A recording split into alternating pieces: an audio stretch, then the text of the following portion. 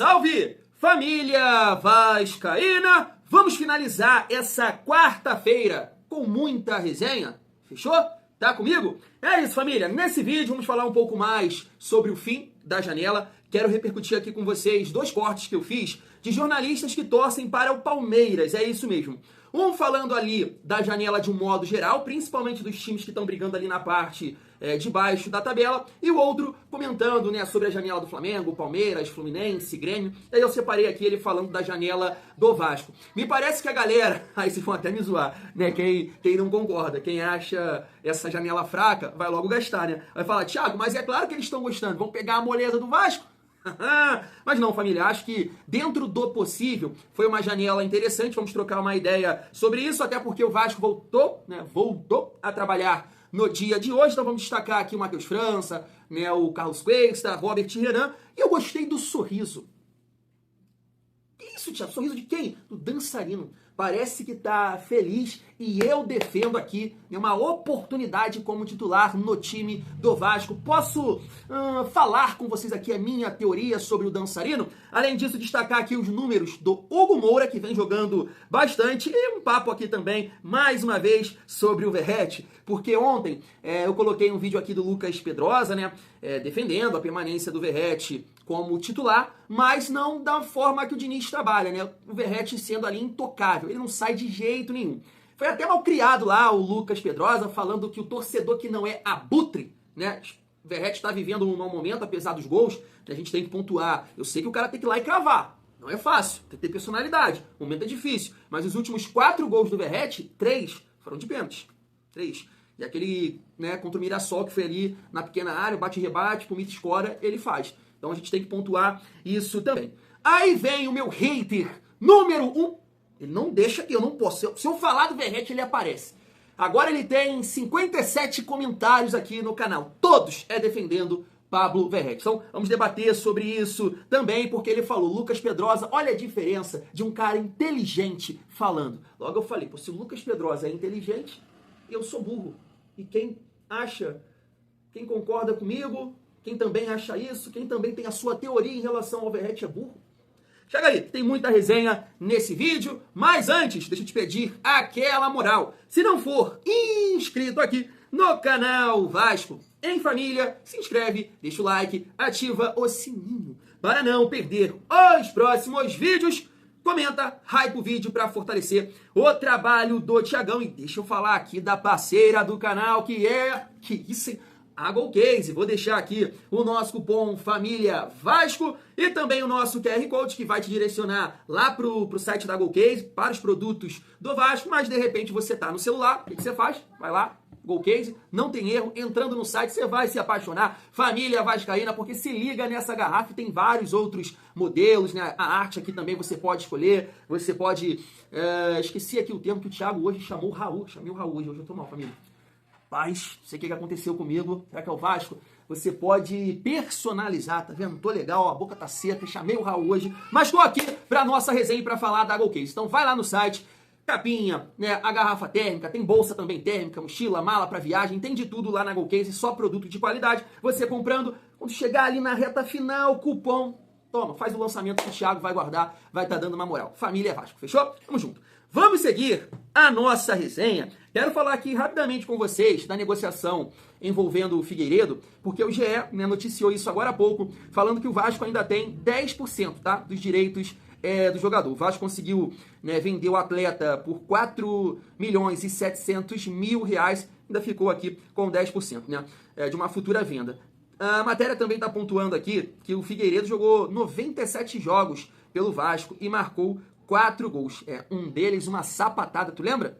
Até que o goleiro lá do Bahia ficou falando gracinha, que a torcida estava comemorando como se fosse um título, mas foi uma sapatada do Figueiredo. Mas assim, família, eu estava até pensando nisso, vendo essa matéria aqui, porque a gente tem um exemplo até da nossa base, né, de um jogador que está por lá e me parece que está se destacando, que é o MT, acho que ele joga lá no Santa Clara, né, e tá jogando bem por lá. O Lincoln também, que passou aqui no RB Bragantino, foi até cogitado no Vasco, também teve um bom momento lá, e aí no Brasil não conseguiu render tanto, então a gente espera, né, que Figueiredo possa render lá no futebol português, e se acontecer aí uma futura venda, o Vasco vai morder 10% desse papel. Seguindo aqui a nossa resenha, eu esqueci de comentar com vocês no início do vídeo, mas a galera do BTB Esportes, né, tava por lá, né, pela sede da CBF, encontrou o Pedrinho calça apertada. Esses caras são demais, eu vi um amigo comentando aqui no vídeo, com a lesão do Jair, o Pedrinho calça apertada, vai ter que contratar um volante, vocês são demais, meu Deus do céu. Calça apertada. O cara é marombeiro, pô, o cara treina.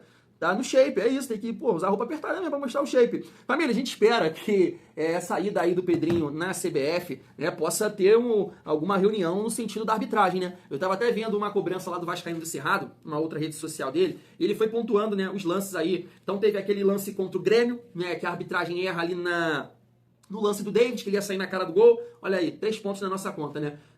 Poxa, bem provável que o David faria o gol ali. Teve o lance contra o Internacional, do Léo Jardim. Agora você vê todo mundo aí, né, fazendo cera, e o cara só expulsou o Léo Jardim, né, batata, como diria meu pai e o Diniz. E teve o lance também, né, contra o Botafogo, além do pênalti marcado também ali a favor do Sport, e a falta que nem o Klaus deu, né, nem cartão deu, e aí lesionou o Jair. A gente espera que seja isso, né? O Pedrinho que apoiou, né, a candidatura aí, esqueci o nome desse presidente aí, da CBF. Claro que a gente não quer ser beneficiado, nada nesse sentido, mas tem que ter critério, né? Tem que realmente, porque os últimos lances aí, né? Um pênalti lá contra o Juventude, pênalti, mão na bola, Piton. Essa do Marlon, né, Freitas, foi, pô, entendeu?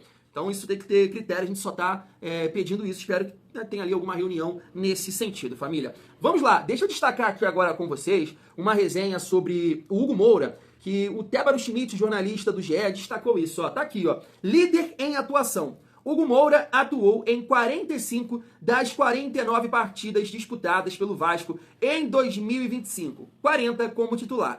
Ele iniciou ali a temporada no banco, né, com aquele meio-campo Paulinho, Jair, Tietê e Coutinho, mas eu sempre pontuei aqui que ele ia jogar, né? Teve até um vascaíno que falou, você não sabe nada, ele cansa, ele é isso, ele é aquilo. Eu falei, não dá, mano, não dá. Tem que ter um cara de pegada, tem que ter, pô. E daí, o Hugo Moura, né, é muito titular no Vasco, perdão, e agora até atuando como zagueiro. Cara, eu não acho que o Hugo Moura tá mal ali na zaga, mas essa questão da bola aérea realmente aí é um pavor, né? Tanto ele quanto o Freitas, que é zagueiro de origem, de ofício, ele não manda bem. Então a bola aérea do Vasco realmente é uma tragédia, podemos dizer assim, além da marcação de um modo geral, né? O Vasco talvez seja o time que dê mais liberdade para o adversário cruzar.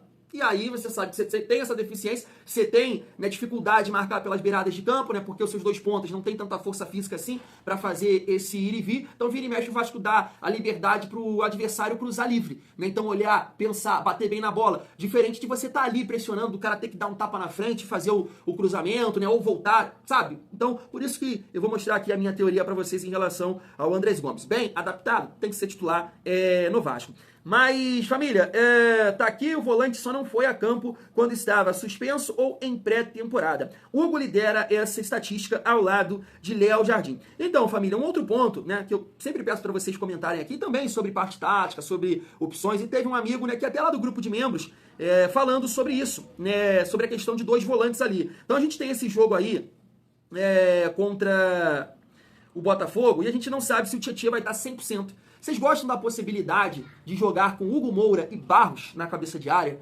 É uma cabeça de área muito parecida com a do ano passado, né? Você pode até achar o Barros melhor do que o Matheus Carvalho, eu até acho que tem mais potencial, mas ano passado foi nessa cabeça de área, uma cabeça de área de muita dificuldade de encostar na frente, né, de ter ali um elemento surpresa. Eu acho que isso atrapalha muito a criatividade do Vasco, tendo 2 volantes assim. Por isso que a gente destaca aqui muitas vezes a importância do Tietchan, que aparece como elemento surpresa, que é quase um meia, né? O Tietchan participa muito do jogo, e nessas últimas partidas o Jair também, né? Principalmente ali no jogo contra o Botafogo, quase um meia. Porque o Coutinho se movimenta, o Coutinho baixa, então dá ali o espaço pro Jair, e infelizmente o Jair que tá fora da temporada, e a gente não sabe, né, se o Tietchan vai estar 100%. Então existe essa possibilidade, não sei, de você ter 2 volantes ali, né, de marcação, de contenção, podemos dizer assim, de repente dá mais liberdade, né, pro Coutinho, ajudando também nessa cobertura dos laterais. Eu gosto, cara, eu gosto. Assim, claro, depende muito da partida, do jogo. Nesse jogo contra o Botafogo, eu não acredito, né, que o Diniz vai fazer isso, até pela questão da zaga. Quem você bota ali? Você pode adiantar o Hugo Moura com o Barros, mas quem você vai botar lá? O Oliveira? O Lemos não faz parte dos planos do Diniz, me parece. O Vasco estava tentando aí negociar o jogador e ele não está sendo relacionado. Então não dá pra gente contar, né, com o Lemos. Então acho que no jogo contra o Botafogo, o Tietchan não estando bem, família, eu acho que ele vai com o Matheus Carvalho, né? Vai com o Matheus Carvalho e Barros ali. Mas essa ideia eu não descartaria não, tá? De ter um meio campo ali com pegada. E eu não acho o Barros e o Hugo Moura tão fracos assim tecnicamente. Mas claro, né, não dá pra comparar eles nem com o Jair e nem com o Tietchan. É isso, é analisar a partida, dependendo assim, um jogo fora de casa, o Diniz poderia sim ter esse olhar. Não acho de tudo ruim não, família. E aí deixa eu passar aqui o vídeo rapidamente do Andrés Gomes, bem feliz hoje no treinamento. Olha só. Tranquilo, relajado. Tranquilo, sabroso, la gente de Colômbia. Tá aí. Eu acho isso importante, né? O cara tá feliz, né? Adaptado, se entrosando. Isso é fundamental para que o jogador possa performar. Ainda mais um jogador que chegou, né, agora há pouco no Vasco, família. Mas assim, eu defendo muito esse jogador como titular do Vasco, não agora, né? Porque eu não sei. Pra gente definir assim um jogador ser titular depende muito da questão física, de quanto ele aguenta e tudo mais, né? Essa parte da fisiologia aí, tanto que o Diniz usou esse argumento lá com o Matheus França e até ali meio que debatendo com o jornalista, criticando em relação à demora nas mexidas, né? Mas assim, família, eu sou um cara, até para complementar isso, eu vou até passar aqui, né, o meu amigo, porque faz parte também em relação ao Verratti, do que eu acho para esse time do Vasco nesse momento, tá? Ele colocou aqui, ó, Pedrosa falou tudo. Uma pessoa inteligente é outra coisa. Aí, ó, Luiz, Marcos e o Jussi. Ó, vou te falar uma coisa, meu hater número 1 tá chamando vocês de burro, hein? Porque aqui o Luiz, ó, qual cabeçada o Verratti deu nesse último jogo? E qual bola ele segurou lá na frente? Assim, é aquilo, né? Muita gente tem um argumento de segurar o Verratti pela dificuldade que o Vasco tem na bola aérea. Mas o Vasco tomou um gol contra o Corinthians, de cabeça, né? E tomou um gol de cabeça contra o Sport. Então essa teoria não me convence, né, irmão? Eu também concordo com você, Luiz. O Marcos está por aqui também concordando, né? Que essa questão de repente, o Verratti entrar no segundo tempo com o adversário mais cansado pode ser mais interessante, e meu amigo Jussi concordando aqui comigo. Mas assim, de fato, poxa, não dá nem pra comparar. O Lucas Pedrosa é um cara muito inteligente, só vi a carreira do cara aí, Band, SBT, Cazé TV, um cara que é um excelente comunicador, mas assim, o que não impede dele falar besteira também. Eu posso falar muito e vocês discordarem aqui, mas é opinião de bola. Então vai ter uma galera que concorda e vai ter uma galera que discorda. Isso faz parte. Não quer dizer que eu sou burro e você entende mais, ou você é burro e eu... Não, é minha visão, é meu estilo de entender, de ver o jogo, de pensar o jogo, e cada um tem a sua maneira. Porque esse cidadão que ele tá chamando aqui de inteligente, ele foi capaz... Vê se eu levo o jeito pra ator. Se você acha que Payet e Coutinho não podem jogar juntos, você não entende nada. Nada de bola. Uma das maiores besteiras que eu já ouvi na minha vida. Até porque se você acompanha futebol europeu, lá no Real Madrid, teve um período, né, que Toni Kroos e Modric não estavam jogando mais juntos. Por que será? Uma qualidade dessa, Modric e Toni Kroos, com certeza os caras que figuram na prateleira dos melhores do mundo, não jogavam juntos mais. Por que será? Camavinga, Tchouaméni, é isso? Eu acho que é Tchouaméni, não. Eu tô esquecendo o nome lá do francês. É uma coisa nesse sentido aí. E o Modric barrado.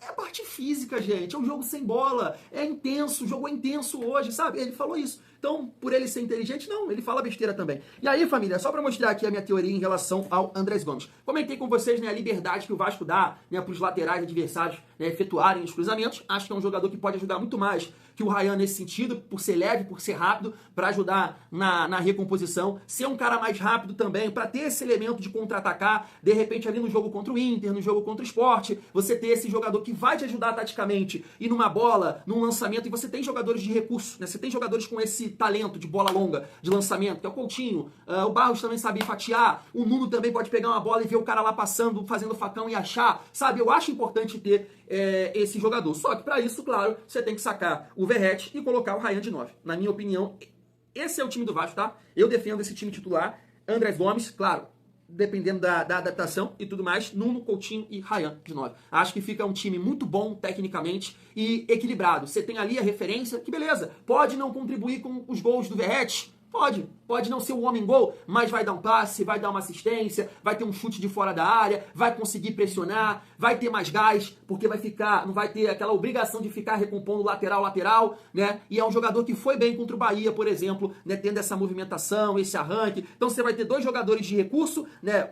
2 armadores, podemos dizer assim, um jogador flecha, um ponta, né, na essência, e um centroavante ali um falso 9 de boa mobilidade. Eu acho que esse seria um time interessante para testar. Só que, né, pode chegar aqui o meu hater número 1 e falou, pô, mas isso não deu certo lá contra o Corinthians. Não, acho que foi assim uma baita covardia do Diniz, uma baita covardia, como baita diria Neto, né, porque o que aconteceu ali no jogo contra o Corinthians? Ele mal testou isso, gente.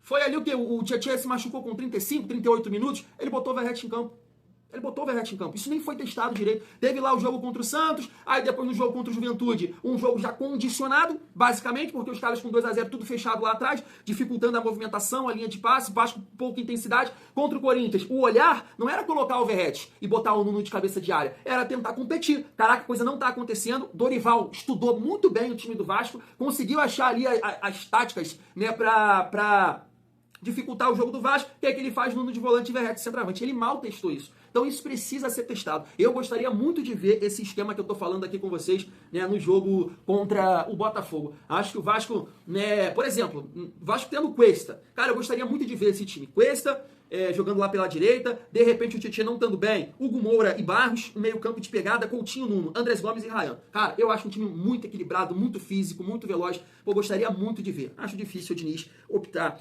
por isso. Vamos chegando aqui na reta final do nosso vídeo para a gente falar sobre a janela do Vasco mais uma vez e destacar o treino de hoje, né, de um dia de muito trabalho. Vamos destacar aqui Matheus França, Robert Renan e também o Carlos Cuesta. Antes, deixa eu passar aqui esses 2 jornalistas, né, palmeirenses falando sobre a janela. Olha só. Tá claro, hein? O desespero bateu. Os times lá de baixo ficaram malucos. A água bateu lá, ó. Essa janela do meio do ano virou uma loucura, velho. Quer ver? O Santástico, pum, toma. 4 bonecos no último dia. Na janela toda foram 8 jogadores. E no finalzinho veio esse pacotão aí. E detalhe, bomba! Gastou menos do que ganhou. Ó, ficou no verdinho. Porque abriu mão de alguns caras, tipo o Gil, que tinha um salário alto e rescindiu. Mas, meu irmão, é meio time novo. No Atlético Mineiro veio o nosso querido e amado Sampaoli. Bom técnico, sim. Últimos trabalhos ruins, sim, também. Mas o ato de desespero completo do Galo foi esse contrato até 2027. Contrato alto, longo, sei lá, 3 anos, num cara que é uma bomba relógio. Várias pessoas já falaram que péssimo de grupo, de ambiente. Por sinal, muitas vezes o ambiente minou o bom trabalho de campo. 3 aninhos pro Totó? Porra, eu acho loucura. Nosso Grêmio, 7 contratações. Arthur e William, os mais conhecidos pra mudar de patamar. Tem o Marcos Rocha também. Mas qual que é a parada? São caras mais velhos, mano. Pra dar resultado agora. O pensamento não é a longo prazo, não. O pensamento é pra setembro, filhão. Já. É pra já. Precisa dar um salto. E o Fortaleza, não precisa falar, né? Renato Paiva, rua, depois de 10 jogos. Trazer ele já foi loucura. Depois veio e falou que ia dar o voto de confiança na data FIFA.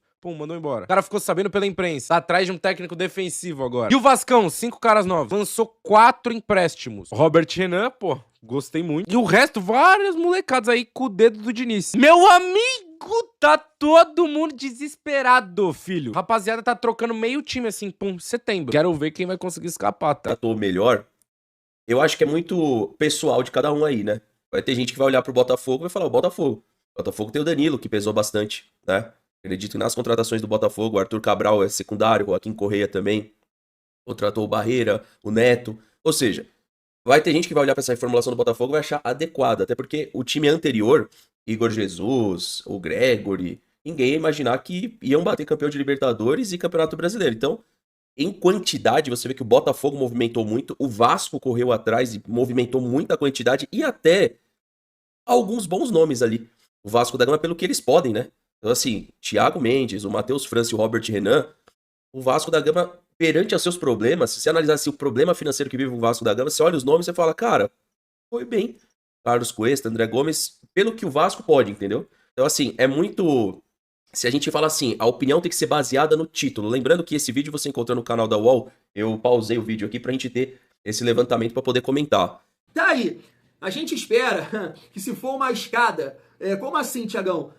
Teve o degrau aqui de 2023, que funcionou, né? As contratações tiveram um alto impacto, né? Paulinho, Medel, Verratti, Payet, o Maicon também ajudou bastante, chegou ali na segunda janela em 24. Não aconteceu, né? Ao ponto, na minha visão, o bailarino lá também, esqueci o nome do, não sei o que, Rodrigues, né?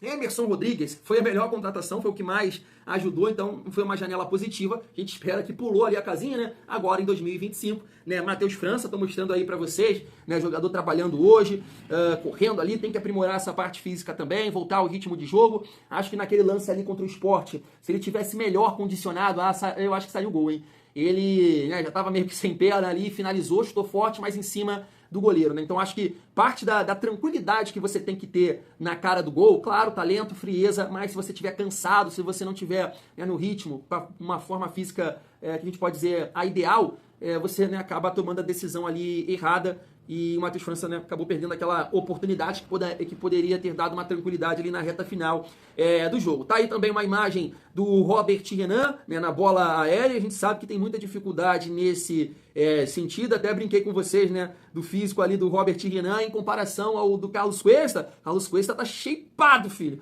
Ô, Robert Renan, vamos trabalhar a perninha aqui, irmão. Mas é brincadeira, né, família? A gente espera que ele possa vingar, porque é isso, tanto, né, na mídia de um modo geral, a galera dos programas aí, né, GE, ESPN, que seja, TNT Sports, todo mundo tá elogiando essa contratação do Vasco em relação ao Robert Renan. E os torcedores rivais também, já peguei um torcedor do São Paulo, já peguei aqui agora, né, aí o torcedor do Palmeiras, destacando essa contratação. Então, sim, ele tem muito potencial. É que o retrato que a gente tem é dele lá no Internacional e a galera, mas não gosta nem um pouco, né, do Robert Renan, e eu acho que essa passagem também ali pra ele quer meio que esquecer, né, porque se você entrar na rede social dele agora, você vai ver que não tem nenhuma postagem em relação ali, em referência à passagem dele pelo Internacional. E tá aí o nosso zagueiro Carlos Cuesta, também trabalhou com o grupo hoje, tá aí a imagem pra vocês, testando também ali a bola, foi batizado também aí pelo grupo, e tá aí, família, ó, informa, falei certo, hein, família? Tá aí, família. Shapeado o cara tá, ó. Tá bem condicionado. Eu tava vendo mais alguns lances do Carlos Cuesta. É um cara que gosta muito, né, desse combate. Ele é rápido. Os lances, claro, os melhores momentos não vai ter a parte ruim, né? Alguém passando por ele e tudo mais. Mas, né, mostra ter uma velocidade, gosta desse embate, do 1 contra 1. É claro que a questão da bola aérea, né, preocupa um pouco. Eu estava vendo um programa destacando que ele não gosta muito, né, desse questionamento em relação à altura dele. Ele falou até que sempre, né, perguntam sobre isso, mas a gente espera que ele possa ajudar. Se você pegar o Medel como referência, né, Medel era bem baixinho e mesmo assim ali, né, o Vasco conseguiu sustentar. Beleza, o Maicon, né, era muito bom nesse fundamento, mas a gente está torcendo muito, né, para que essa janela do Vasco possa ter um impacto e que em dezembro ali, né, a gente curtir o Natal sossegado, o Ano Novo, a gente possa estar aqui resenhando e elogiando bastante o trabalho da gestão e, claro, destacando o português Admar Lopes. É isso?